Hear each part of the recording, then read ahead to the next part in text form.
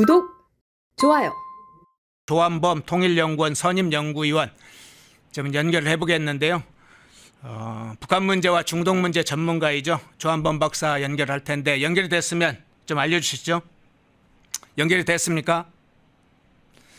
예, 조한범 박사를 통해서 이스라엘 정보기관 모사드의 활약부터 이란이 핵무기를 어떻게 개발해왔고 또 이스라엘은 어떤 이번 군사 공격을 통해서 무엇을 했는지 좀 살펴보겠습니다. 박사님 나오셨습니까? 예, 안녕하세요. 예, 안녕하십니까? 자, 이것부터 한번 여쭤볼게요. 정보기관, 이스라엘 정보기관 모사드에 대해서부터 먼저 여쭤볼게요.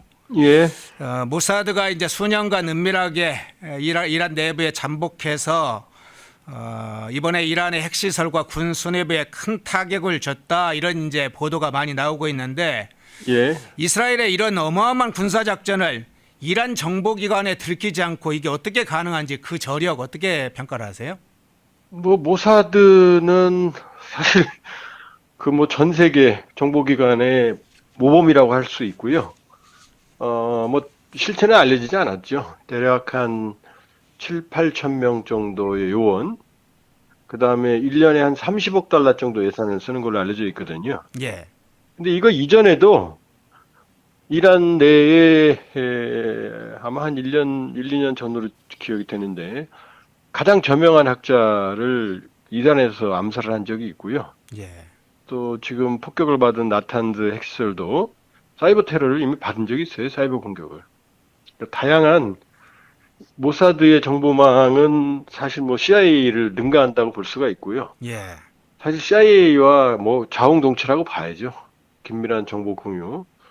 그렇기 때문에 모사드가 이번 작전에 아마 뭘 생각하시면 되냐면 지난번에 우크라이나가 러시아 전략 폭격기 기지를 거의 30% 정도를 파괴한 1년 6개월 정도의 작전을 기억하실 거예요. 예. 예. 그것처럼 이란 내에서 장기간의 사전 작업을 이미 했어요. 왜냐하면 장기간의 작업이 왜 필요하냐면 갑자기 외부인이 들어와서 갑자기 이상한 일 하면 들키거든요. 그렇겠네요. 그러니까 한 1년 정도, 2년 정도 시간을 두고 라포, 그 지역 주민들하고 이제 친밀감을 형성을 하면 아무도 의심하지 않거든요. 그러니까 몇 년 동안 준비된 작업이라고 봐야 되는 거고요. 이걸 통해서 공습은 이제 본 게임일 뿐이고 사전에 내부에서 드론이라든지 각종 자폭 장치를 이용을 해서 방공망과 주요 시설, 주요 인물들을 타격하는 작업을 했기 때문에 이스라엘의 제공권이나 군사적 능력도 있지만 사실은 하드웨어보다 소프트웨어가 더 이번에 치명적인 타격을 줬고 문제는 이란의 정보력이죠. 이 정도를 전혀 눈치를 못 챘다는 거에 대해서 예.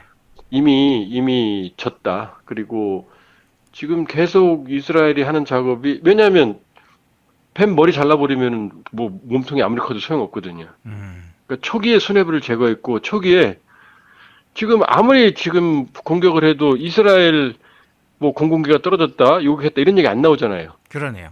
그러니까 이란은 지금 무방비를 당하고 있다.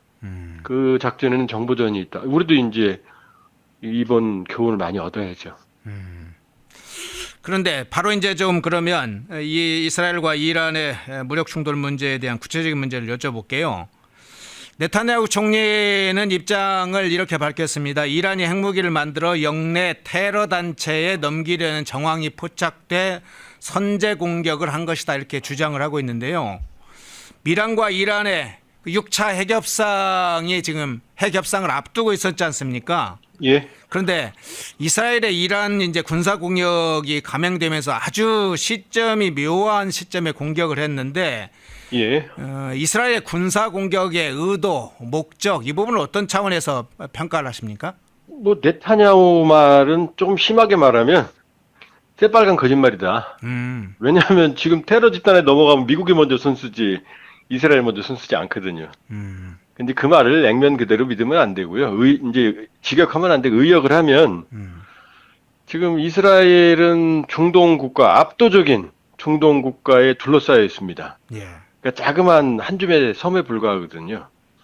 그러니까 언제든 이슬람 국가, 그러니까 4차례 중동 전쟁을 했고 4차 중동전 때는 이스라엘 국가 전망이 걸린 이 욤키프르 전쟁 때는 전선이 뚫릴 뻔했어요. 예. 그때는 이제 이스라엘이 핵탄두를 전투기에 탑재까지 했는데 이 골란고원 전투, 이제 시리아와 이스라엘 사이에 고원이 하나 있거든요. 예. 여기를 만일 뚫리게 되면 이스라엘 다 내려다 보입니다. 그러면 이제 이스라엘이 끝나는 상황이었거든요. 그 정도 위기를 겪다 보니까 이스라엘은 또 땅이 좁으니까 핵탄두 또 서너 발이면 완전히 나라가 사라집니다. 그러니까 주변국의 핵무장은 이스라엘이 이게 냉혹한 현실이에요. 뭐 나는 갖고 너는 못 갖게 하느냐 그런 뭐 선하게 돌리는 의미가 없고 냉정하게. 예. 그러니까 이라크도 시리아도 핵 개발 단계에서 이스라엘을 모두 폭격했거든요. 그러니까 지금 이란은 이제 플루토늄은 현재 없고 핵폭탄도 없습니다. 그러니까 농축 우라늄 자연계의 한 0.7%밖에 존재하지 않아요. U235가. 예. 그러니까 이거를 이제 골라서 모으는 걸 농축이라고 그러고 이걸 3.5에서 5%까지 농축을 하면 저농축. 이게 원자로에 들어가는 연료봉이 되거든요. 예.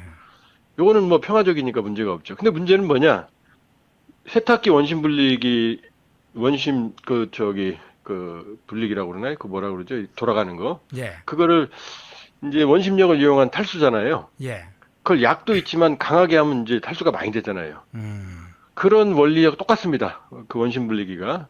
근데 이걸 고농축을 90% 이상으로 해버리면 히로시마에 떨어지는 이제 리틀보이 탄이 되거든요. 근데 요게 3%, 5%를 넘으면 이제 무기급으로 가는데 이미 60%까지 도달했거든요. 그러니까 이스라엘 입장에서는 몇 주 정도면은 이란이 핵무기를 가지는 게 아니라 무기급 고농축 우라늄을 만들 수 있는 단계에 와 있거든요. 예. 그러니까 이제 이걸 타격을 한 거고 이미 이건 예정돼 있었다. 그러니까 특히 이제 날짜가 공교롭게 트럼프 대통령이 이란에게 핵 협상 압박을 하면서 하메네이한테 2달의 시간을 준다 그랬거든요. 예. 그 공격 날짜가 2달 지난 바로 그 다음 날이었어요. 그러니까 미국은 뭐 상황을 알고 있었다고 봐야죠. 그러니까 이미 예정된 공격이었다. 뭐 누구 편을 드는 게 아니라 이스라엘 입장에서는 이란이 핵무장을 하면 이란은 인구가 9천만이거든요. 예.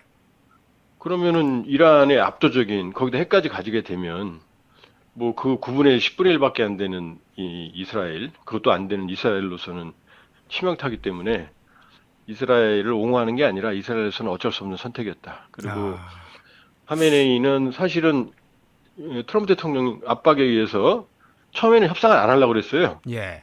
근데 이제 지금 뭐 죽은 손해부까지 포함해서 이제 마라톤 6시간 회의를 하니까 측근들이 우리가 협상을 안 하면 미국이 폭격할 거다. 협상이 나왔거든요. 예. 근데 이제 하메네이는 끝까지 농축 시설 자체를 완전히 포기하라는 걸 거부하고 저농축만 하겠다. 요걸 입장을 고수했거든요. 그 6차 협상을 15일 앞뒀었는데 이제 그 농축 자체를 없애겠다 그러면 전쟁이 없었죠. 근데 이제 그것까지 고수하는 바람에 이스라엘로서는 이제 어쩔 수 없는 선택을 했고 이제 장기간의 작전 내지 분석을 통해서 이란의 한계를 파악을 하고 이제 과감한 공격을 했다 이렇게 봐야겠죠. 이란의 입장에 이란은 그러면 미국과의 협정을 통해서 지난번에 6차 협정까지 협의를 하다가 지금 중단된 상태, 6차 협정이 안 됐는데 이란의 경우에는 핵을 저농축이라도 해야 되겠다. 이란 제재를 해제하는 것보다도 이란 최고 지도자 입장에서는 이란이 그래도 이 우라늄 농축은 계속 가지고 있어야 했다. 이렇게 절박하게 생각하는 건가요? 그러니까 이란은 지금 자국 보호보다는 예. 중동의 패권을 노리고 있어요. 그러니까 중동의 패권을 노리는 국가가 이라크, 이란, 사우디였거든요. 근데 이제 그 후세인 정권은 몰락했죠. 무주공산인 셈이고 지금 사우디와 이란이 다투고 있는데 이란은 시아파는 원래 이슬람 인구 중에 한 10분의 1밖에 안 돼요. 그리고 특이한 게 이란은 아랍 민족이 아닙니다. 페르시아 민족입니다. 그러니까 소수 시아파에다가 페르시아인이기 때문에 아랍의 맹주가 되기 어렵거든요. 그러니까 이 소위 저항의 축, 시아파 벨트, 그러니까 시리아 이미 무너졌죠. 예. 그 다음에 예멘 후티 반군, 그다음에 헤즈볼라, 레바논, 이쪽이 이제 이 저항의 축이라고 이 이란 혁명 수비대를 통해서 특히 쿠두스군을 통해서 이제 이 시아파 벨트를 만들고 이걸 통해서 이제 패권을 이제 지향을 했거든요. 예. 하마스는 그렇게 지원하지만 하마스는 저 순위파예요. 음. 그러니까는 그 연대가 끈끈하지 않죠. 음. 근데 이 상황에서 그러면 이제 사우디아라비아는 이제 우리가 뭐 거대한 그 석유도 있고 그렇지만 사우디아라비아는 인구가 3,200만밖에 안 돼요. 음. 이란의 3분의 1밖에 안 되죠. 그러니까 여기서 이란이 거대한 인구와 또 페르시아 문화라고 하는 이란이 사실 그 민족적 특성이 아주 상당히 우수하거든요. 그러니까 여기다 핵만 가지게 되면 이제 이스라엘을 압도할 수 있고 그리고 이란은 이스라엘을 국가로 취급도 안 하거든요. 지구상에 존재해서는 안 될 국가라고 그 강경한 대응을 이어왔거든요. 예. 그걸 통해서 이제 이슬람의 맹주가 되고자 했던 거죠.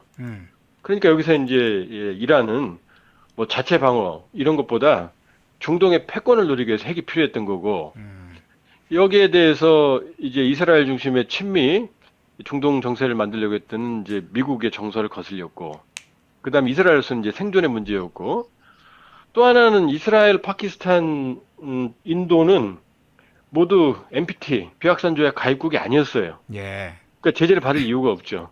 근데 이란은 북한처럼 비확산 조약에 가입돼 있다가 탈퇴하니까 둘 다 이제 제재를 받는 상황에서 핵을 개발한 거고. 그렇게 보면 북한은 이제 최저경제에서 패배했으니까 사실상 이 마지막 뭐 공격 수단으로 쓸 수는 있겠지만 방어 목적이 더 크다고 보면 이란은 패권 목적이 컸다. 이렇게 볼 수 있죠. 예. 이번에 이제 관심사는 이게 중동 전쟁으로 확전될지도 관심사이긴 한데 이 중동 전쟁으로 확전될 때 양국의 군사력 비교를 가끔 하더군요. 실제로 이스라엘의 공군력이나 방어망 체계가 이란을 압도하고 있다 이런 평가가 있는데 실제로 이란과 이스라엘 이 공군력 군사력 차이 어떻게 보세요? 비교 자체의 의미가 없습니다. 그렇습니까? 왜냐하면 이란은 예. 뭐 양적으로 북한하고 비슷하죠. 어마어마하게 한 것처럼 보이지만 수십 년간의 제재 때문에 소위 말하면 국방력의 자력갱생이에요. 그러니까 이 외화 내빈이다 이렇게 볼 수가 있고 이란과 이스라엘 사이에는 건널 수 없는 강이 있습니다. 이라크가 있고 시리아가 있고 레바논이 있고 요르단이 있거든요. 그러니까 여길 건너갈 수가 없죠. 지상군으로는. 예. 그러니까 뭐 요르단은 이미 뭐 이란의 미사일을 방어하는데 도움 주고 있고 이라크도 지금 미국의 영향력이 있고 사우디아라비아는 지금 사실 이란하고 사실 왼수예요. 사실은. 예. 그런 상황이면 이제 하늘밖에 없는데 지금 이스라엘의 아이언돔이 막고 있거든요. 예. 지금 이스라엘 비행기가 격추됐다는 얘기는 하나도 없잖아요. 예. 예. 방공망이 완전히 제로인 거예요, 이란은. 근데 이스라엘 지금 뭐 공격받고 있다 그러지만은 우리가 좀 착각을 하는 게 전쟁이 일어나면 불행하게도 민간인이 1차 우선 목표는 아닙니다. 군 시설을 보호하는 거거든요. 이스라엘은 군 시설을 완벽하게 보호하고 있고 아무리 그래도 그렇지 이스라엘 전역을 완벽하게 막는 건 불가능하거든요. 예. 그러니까 아이언돔이 뚫리는 게 아니고 지금 우리 언론 보도가 좀 문제가 있는 게 아이언돔은 완벽하게 작동을 하고 있는 거예요. 거의 전면적인 공중 미사일을 받고 있는데 뭐 한두 발 몇 발 못 막았다 막을 수 있겠지만 그건 미국도 못 합니다. 그런데 이스라엘은 원하는 데를 다 때리고 있거든요. 이스라엘 공군기 격추됐다는 얘기 한마디도 안 나오죠. 그러네요. 그러니까 비교 자체가 의미가 없다. 만일에 땅이 붙었다. 그럼 뭐 육상전으로 하면 인해 전술로 이란이 밀고 들어가겠죠.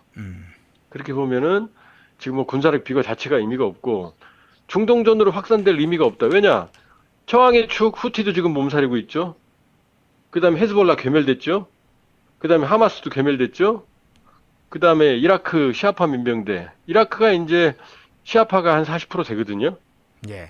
그러니까 이라크가 이제 미국의 영향권이지만 이라크 민병대는 이란 편이에요. 예. 근데 그 이라크 민병대도 지금 친미 정권의 이라크 정권의 말 잘 듣고 있거든요. 예.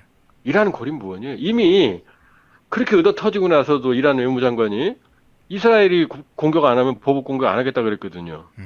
이미 꼬리를 내린 거죠. 이미 이스라엘의 치밀한 작전에 의해서 이 냉혹한 현실입니다. 먼저 공격을 해놓고, 근데 이란은 지금 뭐 쟤네가 더 이상 안 하면 내가 안 해. 그걸로 이미 끝난 거죠. 자, 그러면 사실은 미국의 이제 중동 전략, 트럼프 대통령의 중동 전략 큰 그림이 좀 궁금한데요. 지난 1기 트럼프 정부 때는 아브라함 협정을 통해서 중동의 어떤 판을 새롭게 미국의 구상대로 좀 정리해 가는가 싶었는데 그 계획대로 끝나진 않았지 않습니까? 예. 향후에 그러면 미국의 지금 이미 무력 충돌은 벌어졌는데 미국의 중동 전략 어떤 그림을 그리고 있는 거고, 또 하나 궁금한 건 지금 사우디아라비아 그러니까 중동의 맹주라고 하는 이 사우디아라비아가 이 관계 속에서 어떤 영향을 미치는지도 궁금합니다. 지금 트럼프 그림대로 가고 있는 거예요. 오히려 뭐냐면 바이든 정부 때는 중동 정세의 균형을 맞추려고 했거든요. 예.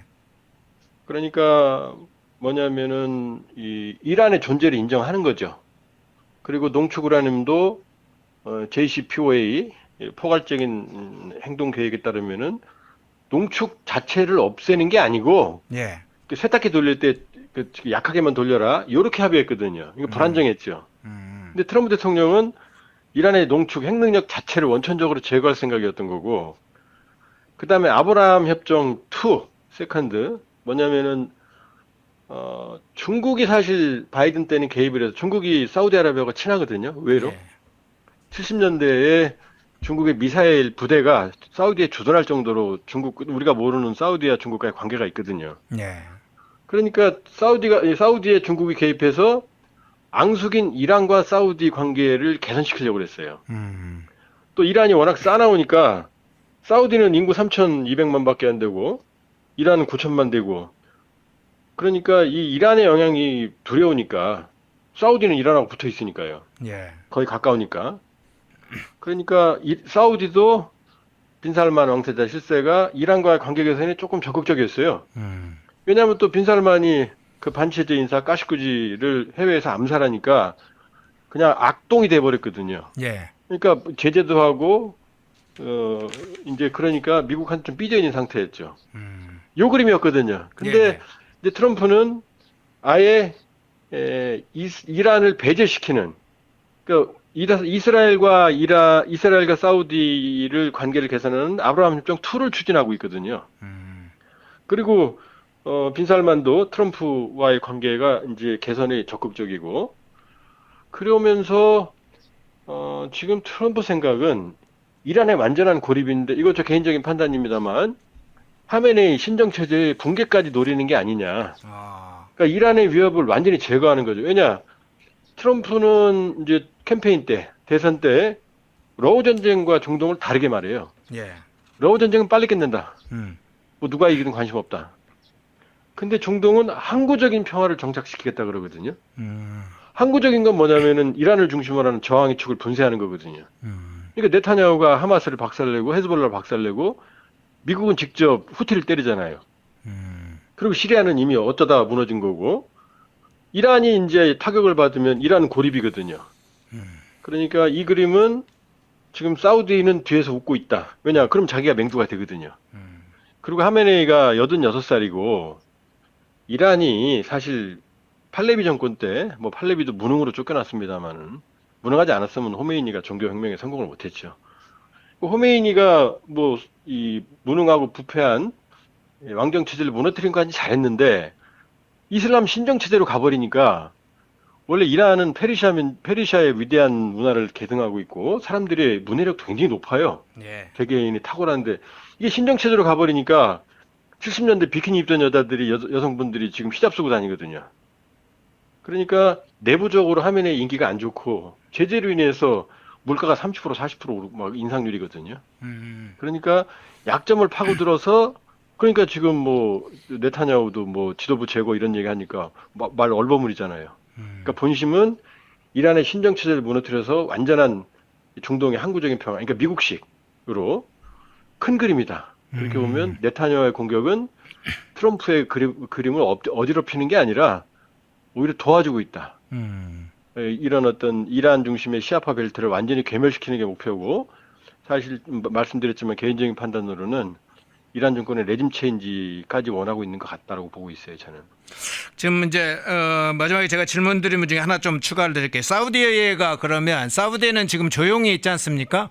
예, 향후 진행되는 상황에 따라서 이스라엘과의 어떤 외교 정상화, 국가 외교 이런 차원으로 넘어가는 건가요? 사우디 역할은 뭡니까? 사우디는 지금 왕정 체제잖아요. 예, 거기도 순위파 국가거든요. 예, 메카도 있고 성지가 사우디에 있거든요. 그런데 시아파 성지는 다 이스라엘에 있거든요. 시아파 순위파는 이제 무함마드 사후에 그 후계자가 누가 되느냐, 계통이 지도자가 이게 이제 무함마드의 직계, 이제 알리라고 하는 사촌이죠. 장인이면서 이쪽으로 가서 이제 이 후세인으로 내려오는, 그러니까 이게 정통파거든요. 근데 이쪽과 이제 아니다, 일반인도 대리인이 될 수 있다, 이게 순위파거든요. 이게 충돌을 하면서 680년에 그 후계자인 후세인이 이제 이 순위파한테 일가가 학살당하거든요. 이때부터 이제 둘이 왼수가 돼요. 기독교와 이슬람보다 순위파와 이 시아파의 관계가 더 나쁘거든요. 근데 이 시아파의 종주인 이란이 패권을 노린다는 얘기는 사우디의 왕정체제 붕괴, 시아파 중심의 이슬람권 이거거든요. 근데 이게 무너지고 있으니까 사우디는 사실은 신나죠. 그렇게 보면 아브라함 협정 2, 이스라엘과의 관계 개선에 적극적이고 미국이 주도하는 친미 중동 정세에 편승을 해서 사우디가 아랍의 맹주가 되고자 하는 꿈이 사실은 빈살만의 속셈이거든요. 예. 그러니까 이 상황을 사우디는 즐길 거다. 그리고 적극적으로 편승할 거다. 그래서 친중으로 가다가 최근에는 이제 친미로 돌아선 게 사우디다 이렇게 보니까 이 그림은 큰 그림에서 지금 시아파 벨트, 그동안 미국의 골칫거리였던 또 이스라엘의 위협이었던 시아파 벨트가 지금 무너지는 거다 이렇게 볼 수가 있고요. 그런데 장기적으로 보면 사우디아라비아의 신정 체제가 이란의 잠재력, 이란이 세계 가스 보유 2위 저장, 예. 그 다음에 석유 4위거든요. 거기다가 말씀드렸지만 민족성이 우수하고 다른 자원도 많아요. 사막 국가하고 다릅니다. 그러니까 이란이 만일에 신정 체제에서 벗어나서 정말로 이 개혁 개방에 완전하게 나서면 정말 중동의 강국이 되면 그 다음엔 또 모르죠. 어떤 일이 벌어질지. 예, 마지막 질문 좀 드리겠습니다. 이 이스라엘과 이란이 확전되면서 이제 우리의 경제나 증시에도 영향을 미치고 있잖아요. 예. 증시도 이제 당장 하락을 하고 국제 유가가 급등하는 상황인데 이게 우리 경제를 포함해서 이재명 정부의 외교 전략, 경제 이게 미치는 영향 어떻게 보세요? 단기적으로는 흐림이죠.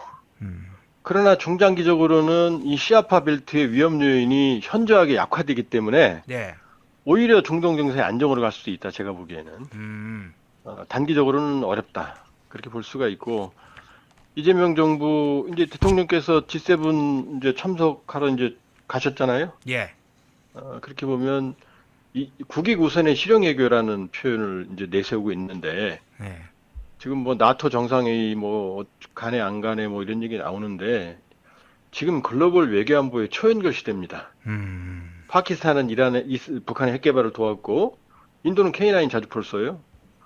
거기다가 러우 전쟁에는 북한군이 갔고 러시아는 북한에 기술을 주는 정황이 뚜렷이 드러나고 있거든요. 뭐 신형 구축함, 공대공 미사일, 공중조격 통제기.